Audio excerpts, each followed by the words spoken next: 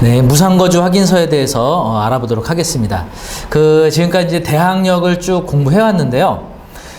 이제 대항력도 진정한 임차인인 경우가 있고, 단순히 말소기준 권리보다 먼저 전입신고가 된 단순 선순위 전입자가 있습니다. 이제 소유자하고 무슨 관계이거나 뭐 가족, 친척, 뭐 지인 관계에 있어서 그냥 단순히 전입신고만 하고 사는 거죠.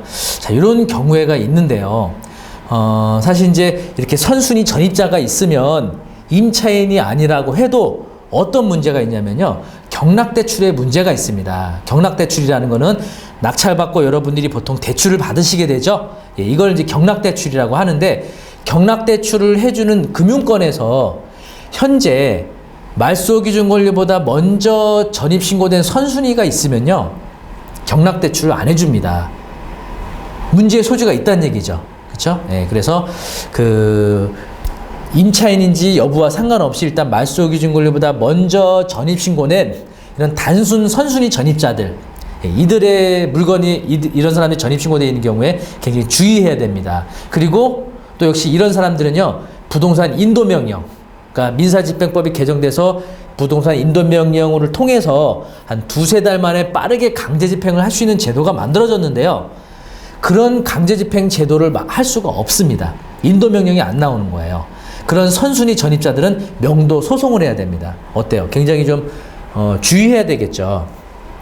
그런데 바로 이제 오늘 배우시게 될 무상거주 확인서가 있다면 말소기준 권리보다 먼저 전입신고된 단순한 선순위 전입자들 있죠. 임차인이 아닌 뭐 소유자고 친척이나 가족관계거나 지인관계에서 단순히 선순위 전입자들, 이들을 내보내고 인도명령으로 내보내고 또 경락대출 받는데 문제가 없습니다. 자, 이제 보시면은 은행에서는요, 보통 대출해 줄 때 먼저 전입자가 있는 경우에 무상거주 확인서를 받습니다. 그 세입자를 통해서. 이제 소유자와 가족, 친척, 지인 관계이고 임대차 없이 거주하는 경우 무상거주 확인서를 받게 되는데요. 무상거주 확인서를 작성하면 전입 날짜가 말소기준 권리보다 빠르다 하더라도 나중에 대항력을 주장할 수가 없습니다. 그리고 이제 말소 기준 권리보다 전입일자가 빠른 점유자지만 이 무상거주 확인서가 있다면 경락대출 또 명도에 문제가 없죠. 그렇죠?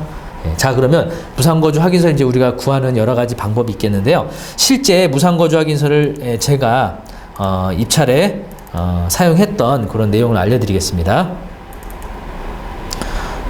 등기부등본 먼저 보도록 할게요. 자, 보시면 집합 건물이고요. 광명시 철산동에 있는 주공 410동 206호 물건입니다. 요거 면적 한번 볼까요? 보시면 건물의 전용 면적은요 49제곱미터입니다. 그러면은 우리가 흔히 말하는 평으로 계산하면 얼마 정도 될까요? 한 16평 정도 될 거예요. 전용 면적이 16평이니까 뭐 분양 면적은 한 20평형 정도 되는 좀 작은 아파트입니다. 이제 대지권도 이렇게 표시가 돼 있네요. 반드시 여러분들 등기부등본 보시면요, 이렇게 전용 면적과 대지권에 대한 면적을 확인하시기 바랍니다. 자, 이제 갑구가 나오네요. 보시면 이제 소유권이 이제 김자영 씨고요. 이제 등인 여기 쭉 변경들이 좀 됐고 주소지가 변경된 거죠. 소유자의 주소지가. 그리고 이제 가압류가 여기 이제 2012년 11월 29일 날 설정이 됐네요. 2012년 11월 29일. 자, 가압류. 갑구에서 제일 빠른 거죠. 자, 소유자는 누구였죠? 김자영 씨였네요. 자,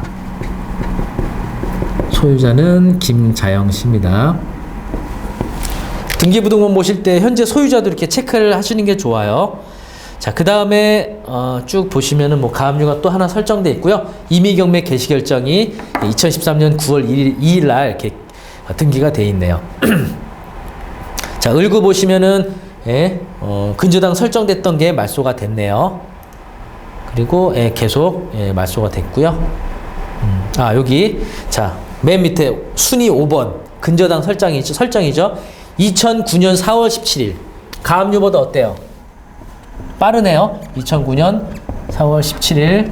자, 근저당이 설정돼 있네요. 채권자 한번 확인해 볼까요? 보시면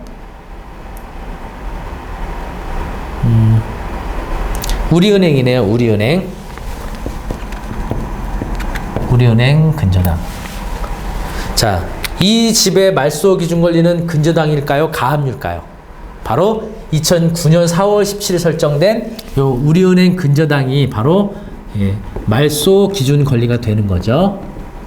제일 빠른 거죠. 갑구와 을구 중에서. 자, 그 다음에 여러분이 권리 분석할 때 등기부등본 통해서 권리 말소 기준 권리 찾으셨죠? 그 다음 확인해야 되는 서류 뭐가 있을까요?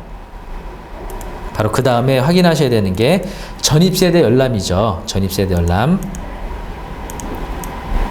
자, 전입세대 열람 보시면은 김모 씨네요. 김모 씨. 2004년 12월 8일. 2004년 12월 8일. 지금 작년도까지만 해도요. 전입세대 열람상에 이름 세 글자가 다 공개가 되었습니다.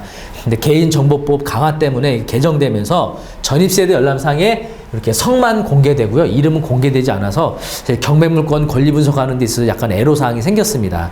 자, 어쨌든 간에 이제 김 씨인데요. 자, 소유자도 김 씨죠. 여기도 김 씨고. 그러면 이 사람이 소유자인지 아닌지 그건 이제 우리가 파악을 해야 되는데 우리가 그냥 추정하면 안 되겠죠. 아, 소유자겠구나. 권리 분석 따로 안 해도 되겠구나. 이렇게 생각하실 수가 있는데 그러면 안 됩니다. 자, 그 다음에 보셔야 되는 서류가 있죠. 그 다음 보셔야 되는 서류. 현황 조사서 한번 보도록 할까요? 자, 현황 조사서입니다. 임차인 점유라고 돼 있네요. 임차인 점유. 그죠? 점유자 김주열 처. 점유자 김주열 처. 아까 소유자 김자영 씨였죠. 근데 지금 현황 조사서 상에 점유자가 김주열이라고 이렇게 현황조사서 나와 있네요. 이은희를 만나 현황조사 설명하고 임대차 계약서 등 제출할 것을 고지하였음. 그러니까 현황조사를 나간 거예요. 집행관이. 그런데 그 점유자인 김주열 씨의 부인을 만나서 당신이 임차인이면 법원에 권리 신고해라 라고 고지를 했다는 얘기죠. 소유자 김자영 외 독립세대 김주열이 주민등록표에 등재돼 있음. 자, 법원 집행관은요, 가서 전입세대 열람하고 주민등록 등본도 받죠? 그러니까 이 김모모 씨가 김자영 씨가 아닌 김주열 씨라고 아는 거죠. 이 집행관은. 그렇죠? 경매하는 사람들을 위해서 공개해 주는 거죠. 이런 자료를. 자, 보세요. 김주열 씨죠. 김주열 씨. 전입신고 날짜 언제죠? 2004년 12월 8일. 2004년 12월 8일. 요 김모모 씨가 현황 조사서를 보니까 바로 김주열 씨였죠. 어때요? 소유자라고 생각했으면은 큰일 날 뻔했죠. 소유자가 아닙니다. 김 씨가 우리나라에 얼마나 많습니까? 그쵸? 그냥 김 씨가 다 소유자가 된다고 생각하면 안 되시겠죠? 그 다음에 보셔야 되는 서류 뭐 있죠?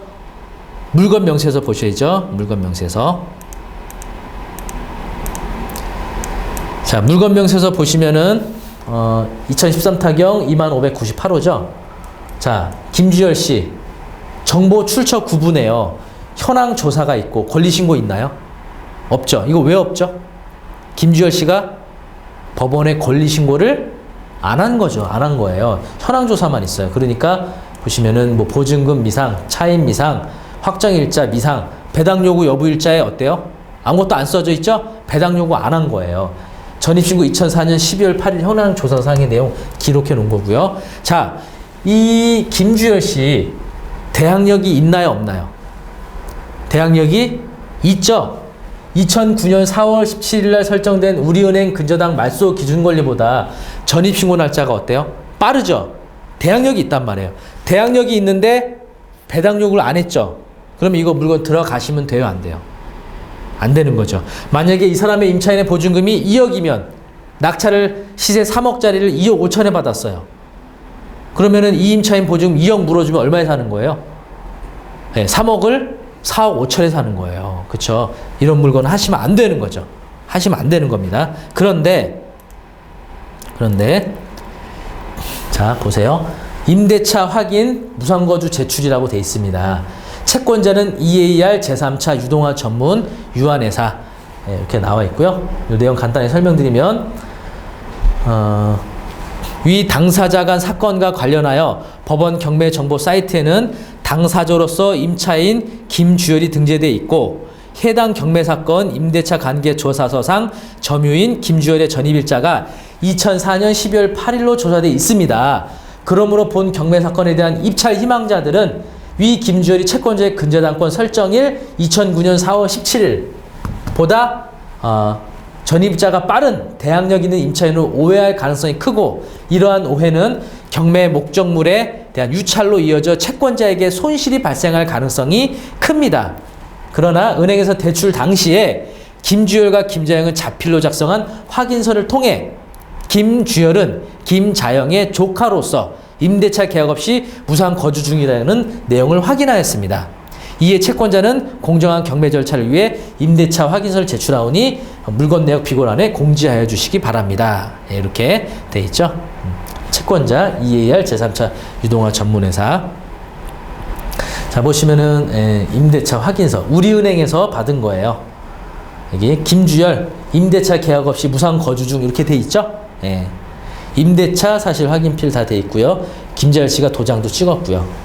예. 자, 소유자의 조카로 무상 거주 이렇게 무상 거주 확인에 대한 내용이 나와 있는 겁니다. 자, 근데 그 아까 물건 명세서 상에 사실 그런 무상 거주에 대한 내용이 기재가 돼 있어야 되는데 없죠. 그죠? 좀 이 점이 아쉽습니다. 사실 그 채권자가 법원에다가 이런 무상 거주 확인서를 제출하고 비고란에 좀 기록을 해달라고까지 했는데 법원 경매기에서 기록을 안 한 거예요. 하는 경우도 있는데 이렇게 하지 않는 경우들도 있거든요. 이런 경우에는 좀 주의하셔야 됩니다. 그죠? 네. 그래서 무상 거주 확인서, 자, 우리은행이 대출 나갈 당시 때 보니까 소유자가 아닌 김주열 씨가 선순위로 전입돼 있으니까 나중에 경매되면 우리은행이 피해볼 수 있잖아요. 선순위가 돼 있고 배당 요구 안 해버리면 유찰이 계속 떨어지면 우리은행 근저당이 회수할 금액이 줄어들겠죠. 그걸 대비해서 대출 나갈 때 이 김주열 씨한테 바로 무상거주 확인서를 받아놓은 거예요. 그렇죠? 예. 그래서 이 둘은 조카 관계로서 무상거주다. 예, 이렇게 돼 있는 거죠. 어떤 경우에는 매각 물건 명세서 상에 무상거주 확인서 제출되어 있음이라고 기록도 돼 있는데, 자, 이 무상거주 확인서는 어디서 구했냐면요.